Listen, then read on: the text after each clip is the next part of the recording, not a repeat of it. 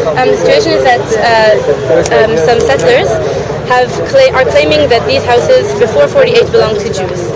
Now, there was a court hearing about this. There were several court hearings actually about this, where both Palestinians and Jewish settlers had the chance to present evidence trying to prove ownership over the house.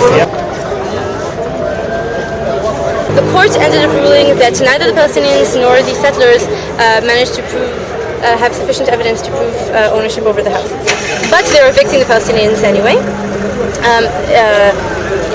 Even though settlers didn't prove it either, their ownership. And of course, what we assume is going to happen, because it's happened with another family that's already have been evicted in a similar way,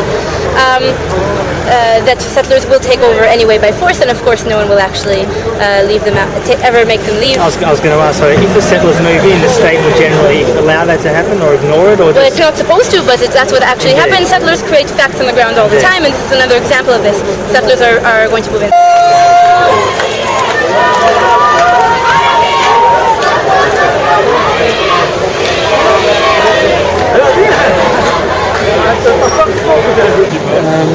This area was once a refugee camp. Many of the people here came from West Jerusalem, like Kamal, the mother of Kamal, Fauzia El-Kur. There's a tent just the next street down. She was evicted from her home in November last year. There was a protest from July to November in her veranda. There were a number of houses a little further over that had been taken over by settlers. And the story is the housing here was built by these people at their own expense when they gave up their status as UNRWA refugees. And the Judean government in the early 50s promised to register their homes, their land, and that never happened.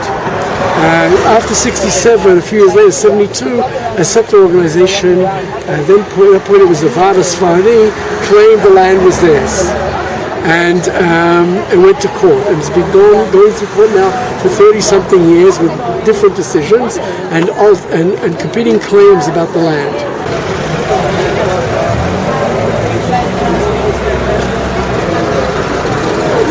How does it make me feel as a Jew? Yeah, I mean, I'm not saying I'm outraged and angry that people are doing things in the name of the Jewish people, in the name of Torah, which I think are in a very, very simple sense wrong, immoral. And that's why I'm here. I'm here because of my religious faith. And you think? I think that there are a lot of Jews in the diaspora that don't want to know what really goes on. They have a very, very powerful emotional reaction to the Holocaust, the creation of the State of Israel, and they are very much locked into a position of Israel right or wrong. And I grew up with that, and I understand it, and I think it's a tragedy.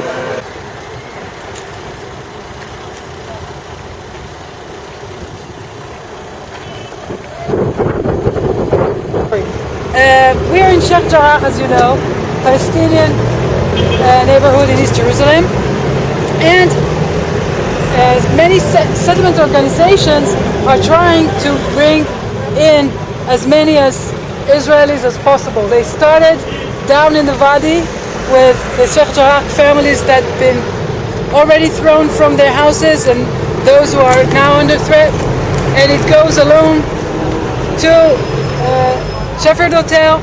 Behind Shepherd Hotel there's another compound that should be built for Amana Group, if you're interested. And I will also tell you about the olive grove behind you, which is also one of their ideas to build a new Jewish neighborhood.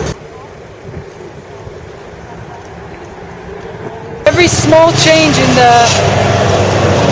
the area could have severe consequences, and what's the most important and the reason why the settlers insist on building here is that they know that if they build here and bring enough Jews to live inside Palestinian neighborhoods, it will be impossible to have a two-state solution based on two capitals in Jerusalem. It will be impossible to have a Palestinian capital where the Palestinians live and the Jewish capital where the Israelis and Jews live, because the two societies are going to be mixed. This is why they're intentionally building in East Jerusalem.